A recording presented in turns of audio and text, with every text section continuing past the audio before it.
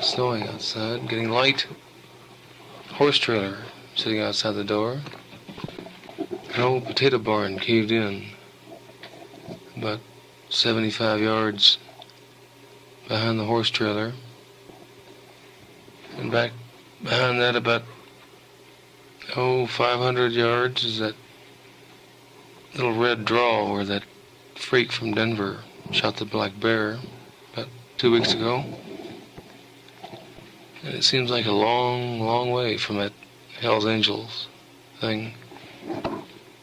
A long way from Oakland and the bridge and bikes and the big BSA and the whole, that whole world, like something else. Like a book you read somewhere and liked for a while or had to live with and then forgot. And sitting here now in Woody Creek, Colorado.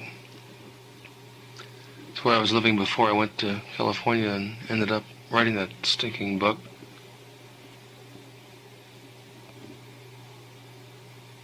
Living right up the road, about a half mile from where I was living before. Different house now, a different situation. I'm not sure how much different or whether it's really better or worse. I guess it's better, it has to be. It's pretty bad before. At least I can pay the gas company now to put about $125 worth of fucking propane in my tank every month in the winter. It's about, somewhere between 6 and 9 degrees above zero outside. And both of my cars are naturally frozen up. It's getting light and I see my Target hanging out there in the old potato barn.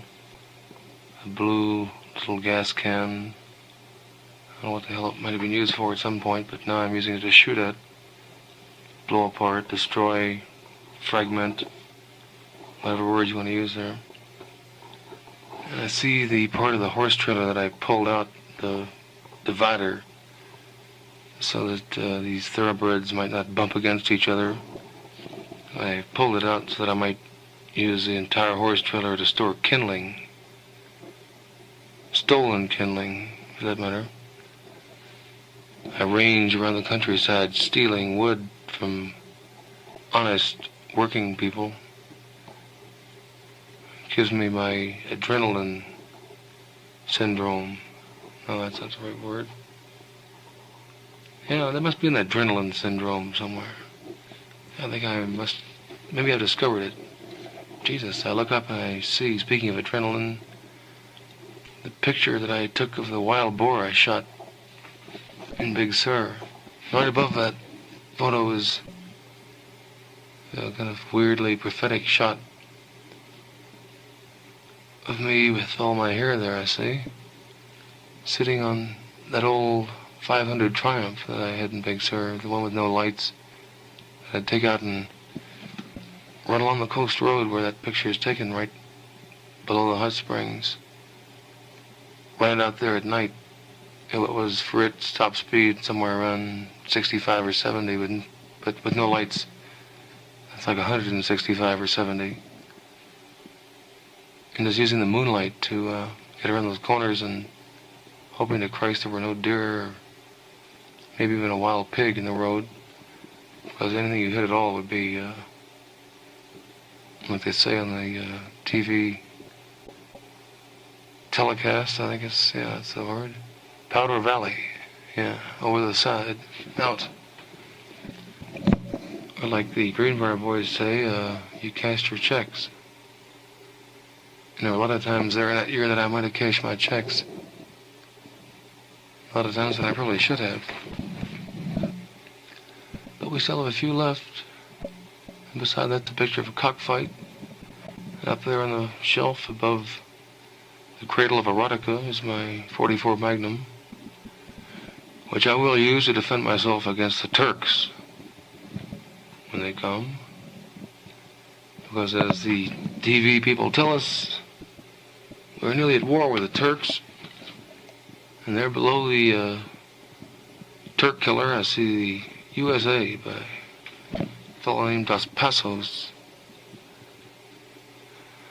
who was weird and still is. And then next to that, the complete essays of Mark Twain. And there was a man who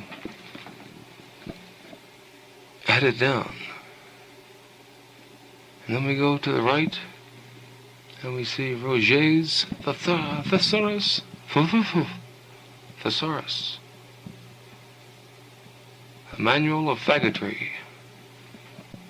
And my mother grabbing God next to that, there appears to be a book called Hell's Angels by some pompous freak who wants himself known as Hunter S. Thompson.